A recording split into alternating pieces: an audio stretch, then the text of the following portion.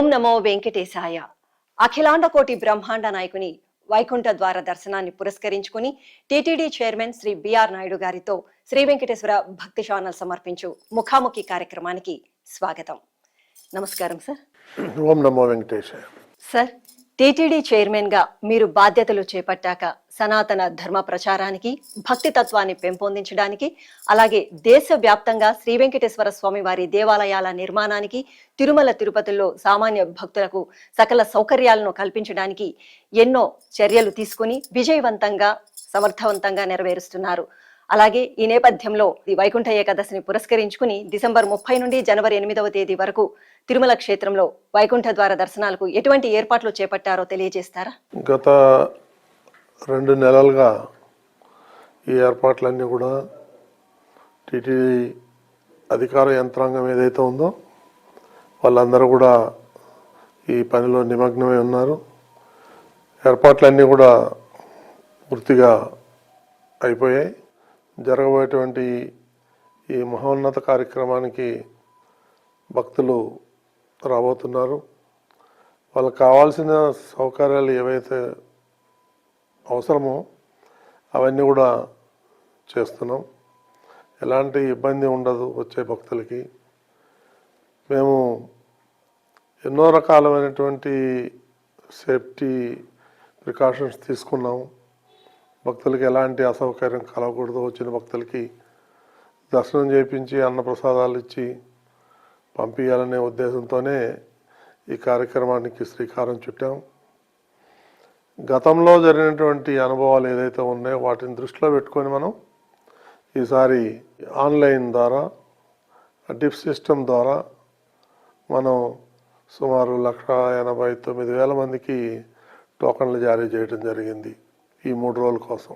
అదేవిధంగా జనవరి 2 నుంచి 8 వరకు సామాన్య భక్తులకి అలౌ చేస్తారు. వాళ్ళకి 90% ఈ దర్శనాల్లో ఉన్నటువంటి సమయంలో వాళ్ళకే కేటాయించడం జరిగింది. 30వ తారీఖు కూడా ఎన్నడూ లేని విధంగా 20 గంటలు దర్శనానికి అలౌ చేస్తున్నాం. ఎందుకంటే కాలం ఆ విధంగా కలిసి వచ్చింది కాబట్టి ఎప్పుడు కూడా 17 గంటలు 18 గంటలు దర్శనాలు ఉండేది వైకుంఠ ఏకాదశికి. ఈసారి మాత్రం మనం 20 గంటల్లో మ్యాక్సిమం ఎంతమంది వస్తే అంతమందికి ఏదైతే కూపన్లు ఇచ్చామో వాళ్ళకి మనం దర్శనాలు చేయించే అవకాశం ఉంది. సో కాబట్టి టోకన్లు ఉన్న వాళ్ళే దయచేసి దర్శనానికి రావాలి. 2వ తారీఖు నుంచి అందరికీ ఆహ్వానం పలుకుతున్నాం. ఎంతమంది వచ్చినా వాళ్ళకి క్యూ లైన్ ద్వారా దర్శనాలు చేయించడం జరుగుతుంది. సార్, మీడియా రంగంలో అపారమైన అనుభవం కలిగిన మీరు భక్తులకు టీటీడీ సమాచారం ఎప్పటికప్పుడు అందించడంలో ఎటువంటి ఏర్పాట్లు చేపట్టారో తెలియజేస్తారా? ఎప్పటికప్పుడు ప్రచార మాధ్యమాల ద్వారా తెలియజేస్తున్నాం. ఎలక్ట్రానిక్ మీడియా, ప్రింట్ మీడియాలో కూడా పదే పదే మేము విజ్ఞప్తులు చేసి, ఎందుకంటే ఈ భక్తులకి ఈ యొక్క ఏదైతే మనం ఈ కార్యక్రమాలు ఉన్నాయో అది భక్తులకు చేరవేయాలన్న ఉద్దేశంతోనే అన్ని ఏర్పాట్లు చేసుకున్నాం. అన్ని మాధ్యమాల్లో కానీ అడిషనల్ ఈఓ మేమందరం కూడా పలుమార్లు ప్రెస్ మీట్లు పెట్టి ప్రజలకి ఈ యొక్క ఇన్ఫర్మేషన్ చేరవేయటం కూడా జరుగుతూ ఉంది. సోషల్ మీడియాలో కూడా, ప్రింట్ మీడియాలో కూడా ఇవన్నీ కూడా సాధ్యమైనంత వరకు భక్తులకి ఈ ఏదైతే సమాచారం ఉందో అది ఇవ్వాలనే ఉద్దేశంతో ప్రయత్నం చేస్తున్నాం. సార్, ఎన్నడూ సామాన్య భక్తులకు తిరుమల తిరుపతి దేవస్థానం పెద్దపీట వేస్తుంది. ఈ ఏడాది వైకుంఠ ద్వార దర్శనాలలో భక్తులకు విధి విధానాలు ఏ విధంగా అమలు చేస్తుందో తెలియజేస్తారా? ఉన్న వాటిల్లో 90% సామాన్య భక్తులకు ఇవ్వాలనేది ముఖ్యమంత్రి చంద్రబాబు నాయుడు గారి ఆదేశం. వారి ఆదేశాల ప్రకారమే మేము ప్రణాళికలన్నీ కూడా సిద్ధం చేసుకున్నాం. సో సామాన్య భక్తులకు పెద్దపీట వేస్తున్నాం. సార్, సుదూర ప్రాంతాల నుండి తిరుమలకు విచ్చేసే భక్తులకు ఎటువంటి సదుపాయాలను టీటీడీ కల్పిస్తోందో తెలియజేస్తారా? అలాగే ముఖ్యంగా వసతి, లడ్డూ ప్రసాదం, అన్న ప్రసాదాల విషయాల గురించి తెలియజేస్తారా? వసతి వచ్చిన వాళ్ళందరికీ ఇవ్వటం అనేది సాధ్యమైన పని కాదు. ఎందుకంటే మనకి ఇక్కడ ఉన్నటువంటి వసతి చాలా తక్కువ. వాళ్ళు కింద తిరుపతి నుంచి వస్తే బాగుంటుంది. కొంతమంది అకామిడేషన్ అందరికి ఇవ్వలేము ఇక్కడ. సో 25,000 27,000 మందికే మనం అకామిడేషన్ ఇవ్వగలుగుతాం. అంతకన్నా ఎక్కువ అకామిడేషన్ పైన లేదు కాబట్టి వాళ్ళు కిందనే ఏదన్నా చూసుకొని ఆ టయానికి రావాల్సిందిగా విజ్ఞప్తి చేసాం చాలా పలుమార్లు కూడా. తర్వాత ఇక్కడికి వచ్చిన తర్వాత 5 లక్షల లడ్డూలు ఏదైతే ఉన్నాయో అవన్నీ రిజర్వ్ పెట్టుకుంటున్నాం. అప్పటికప్పుడు తయారు చేయాలంటే కొంచెం ఇబ్బంది కాబట్టి రెగ్యులర్గా ఇచ్చేదానికన్నా ఒక 5 లక్షల లడ్డూలు తయారు చేసి రెడీగా పెట్టుకున్నాం. అది ఎంతమంది వచ్చి ఎన్ని కావాలంటే అన్ని ఇవ్వటానికి సిద్ధం చేసుకుంటున్నాం. అలాగే సార్, తిరుమల తిరుపతిలో స్థానికులకు వైకుంఠ ద్వార దర్శనాలు కల్పించడానికి ఏ విధమైన ఏర్పాట్లు చేపట్టారో వివరిస్తారా? జనవరి 6, 7, 8 ఆ తేదీల్లో రోజుకి 5,000 చొప్పున స్థానికులకి ఈ దర్శనం కల్పించడం జరిగింది. అదే కాకుండా ఇది ఆన్లైన్ సిస్టంలో కాబట్టి మనం 1,89,000 మందికి మనం ఇచ్చాము. అందులో కూడా చాలామంది స్థానికులు వాళ్ళు కూడా రిజర్వ్ చేసుకున్నారు. సో దానికన్నా మనం ఎక్కువ ఏమీ చేయలేకపోతున్నాం. అంతకన్నా ఇక్కడ ప్రొవిజన్ లేదు. సో ఉన్న వాటిలోనే మ్యాక్సిమం స్థానికులు కూడా ఇవ్వాలనే ఉద్దేశంతో ఈ ఏర్పాట్లన్నీ చేయటం జరిగింది. సార్, టెక్నాలజీ సహకారంతో భక్తులకు అందించే సౌకర్యాలను మెరుగుపరచడానికి ఏ విధమైన ఏర్పాట్లు చేపట్టారో తెలియజేస్తారా? అదే టెక్నాలజీ యూజ్ చేసి మనం ఆన్లైన్లో పెట్టేసి తర్వాత కమాండ్ కంట్రోల్ ఒకటి పెట్టడం జరిగింది. దాని ద్వారా భక్తులు ఇబ్బంది పడుతున్నట్లయితే అది ఇమీడియట్గా మనకి కమాండ్ కంట్రోల్ నుంచి ఇన్ఫర్మేషన్ వస్తుంది. వాళ్ళకి ఆ ప్రాబ్లం ఏమైనా ఉంటే దాన్ని అటెండ్ అయ్యేదానికి అవసరం ఉంటుంది. కాబట్టి మ్యాక్సిమం అంటే 100% టెక్నాలజీ యూటిలైజ్ కావట్లేదు. అట్లీస్ట్ ఒక 50% టెక్నాలజీ యూటిలైజ్ చేసుకుంటున్నాం. రాబోయే రోజుల్లో దాన్ని 100% చేస్తాము. కానీ ఇబ్బంది ఏమి ఉండకపోవచ్చు అనేది మా అభిప్రాయం. సార్, తిరుమలలో చలి తీవ్రత ఎక్కువగా ఉంది. ఈ నేపథ్యంలో భక్తులు కూడా ఎక్కువగా తరలి వస్తున్నారు. వారికందరికీ మీరు ఇచ్చే సలహాలు, సూచనలు? అది మేము ఆల్రెడీ చెప్పాము. ఎందుకంటే ఇక్కడ చలి కొంచెం ఎక్కువ ఉంది, దానికి కావాల్సిన ఏర్పాట్లు భక్తులు చేసుకొని రావాలి అనేది. కాబట్టి మనం స్లాట్స్ ఇచ్చేసాం కాబట్టి అంత పెద్దగా ఇబ్బంది ఉండదు. ఎందుకంటే గంటలు గంటలు క్యూ లైన్లు వేచి ఉండాల్సిన అవసరం రాదు కదా. ఈ 3 రోజుల్లో స్లాట్ ప్రకారం ఆ టైం ప్రకారం వస్తే దర్శనం చేసుకొని వెళ్ళిపోతారు. ముందులాగా 20 గంటలు 22 గంటలు క్యూ లైన్లో వేచి ఉండాల్సిన అవసరం లేదు ఇప్పుడు. ఆ తర్వాత 2వ తారీఖు నుంచి ఏం చేయాలని తర్వాత ఆలోచన చేద్దాం. సో నిన్నటికి ఇవాళకి ఇక్కడ తిరుమలలో కొంత చలి తీవ్రత తగ్గింది. ఇంకా 2-3 రోజులు ఇంకా తగ్గుతుంది అనేది ఆశాభావం మనకి.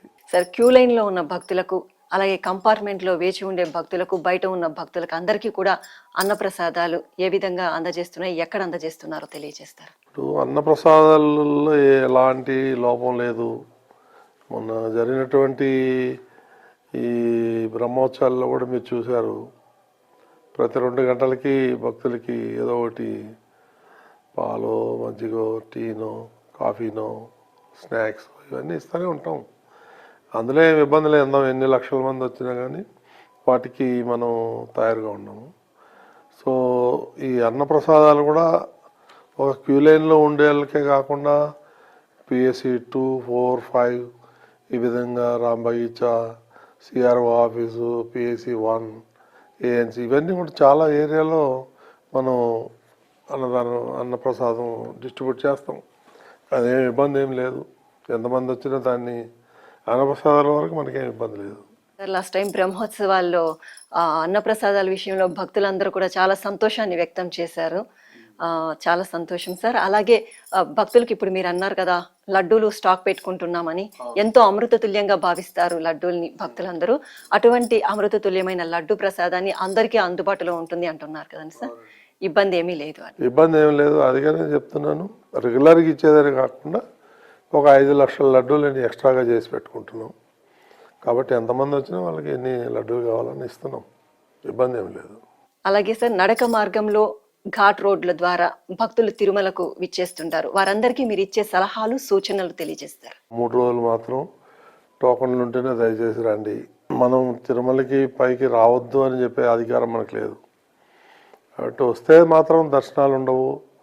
మామూలుగా వచ్చి బయట నుంచి వెళ్ళాల్సి వస్తుంది ఆ 3 రోజులు. కాబట్టి దానికి అనుగుణంగానే భక్తులు ప్లాన్ చేసుకొని రావాలి. సో ఆ 3 రోజులు టోకన్లు ఉన్న వాళ్ళకే దర్శనం వస్తుంది అనేది మనం మాధ్యమాల ద్వారా అందరికీ తెలియజేసాం. కాదు వచ్చినట్టు మనం ఏం చేయలేము దాన్ని. సోషల్ మీడియా ద్వారా చాలా వరకు తెలియజేశారు కదండి సార్. అన్ని మీడియాలో వచ్చినాయి, ప్రింట్ మీడియా, ఎలక్ట్రానిక్ మీడియా, ఇవన్నీ పేపర్లో కూడా అడ్వర్టైజ్మెంట్ ఇవ్వటం జరిగింది.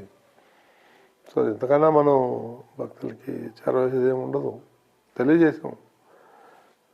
అయినా వచ్చినా వాళ్ళకి దర్శనం అనేది కొంచెం కష్టం. కొంతమంది తిరుమలకు వచ్చి స్వామివారి దర్శనం కాకపోయినా తిరుమలలో ఉంటే ఆ రోజు ఆనందాన్ని దాన్ని మనం కాదంటలేము కదమ్మా, రావచ్చు. అదే నేను ప్రెస్ మీట్లో కూడా అదే చెప్పాను, మనం రావద్దు అంటే మనకేం అధికారం లేదు, రావచ్చు, మాడ వీధుల్లో తిరగచ్చు, మండపం చాలా చక్కగా దగ్గర ముస్తాబు కూడా చేస్తారు కదండి సార్ వైకుంఠ ఏకాదశికి. సో వాళ్ళందరూ కూడా చాలా ఆధ్యాత్మికతతో కూడిన ఆనంద పరవశులు అవుతారని వస్తూ ఉంటారు. సో అలాంటి వాళ్ళు రావచ్చు, కానీ టోకెన్స్ లేని వాళ్ళైతే దర్శనానికి అనుమతి లేదు. 2వ తారీఖు నుంచి అందరికీ ఫ్రీ, ఎంతమంది వస్తే అంతమంది క్యూ లైన్లో వచ్చి ఇక రెగ్యులర్ అయిపోతుంది దర్శనం. సార్, తిరుపతిలో ఇంటిగ్రేటెడ్ టౌన్షిప్ నిర్మాణానికి పాలక మండలి తీర్మానించింది కదండి సార్, దాని గురించి ఏమైనా కాస్త తెలియజేస్తారా? ముఖ్యమంత్రి గారి ఆదేశం ఏంటంటే, ఇప్పుడే తిరుమలలో మొత్తం ఎక్కడ చూసినా బిల్డింగ్సే కనబడుతున్నాయి. ఇక్కడ మంచి ఆహ్లాదకరమైనటువంటి వాతావరణం పాడైపోతుంది.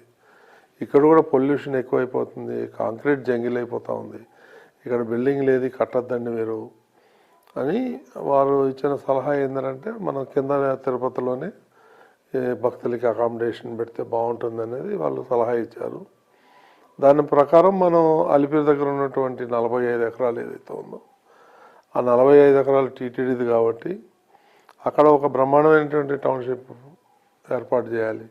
సుమారు 25,000 మందికి అక్కడ అకామిడేషన్ ఇచ్చి, అక్కడి నుంచి ట్రాన్స్పోర్టు, అక్కడ వాళ్ళకి ఎంటర్టైన్మెంటు, షాపింగ్, ఉచిత అన్నదానం, ఇవన్నీ కూడా ఏర్పాటైన పెద్ద కార్యక్రమం అది.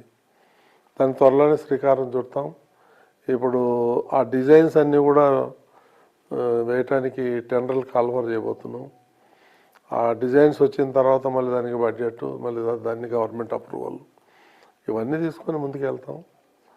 మేము త్వరలోనే దానికి ఫౌండేషన్ వేయాలని నిర్ణయం తీసుకున్నాము. ప్రభుత్వం నుంచి అనుమతి రావాలని. చాలా సంతోషం సార్. చూశారు కదండి, వైకుంఠ ద్వార దర్శనాలకు తిరుమల తిరుపతి దేవస్థానం ఏ విధమైన ఏర్పాట్లు చేసిందో, అలాగే టీటీడీ చైర్మన్ బిఆర్ నాయుడు గారి సలహాలు సూచనలు పాటిస్తూ దైవ దర్శనం చేసుకుందాం. ఓం నమో వెంకటేశాయ.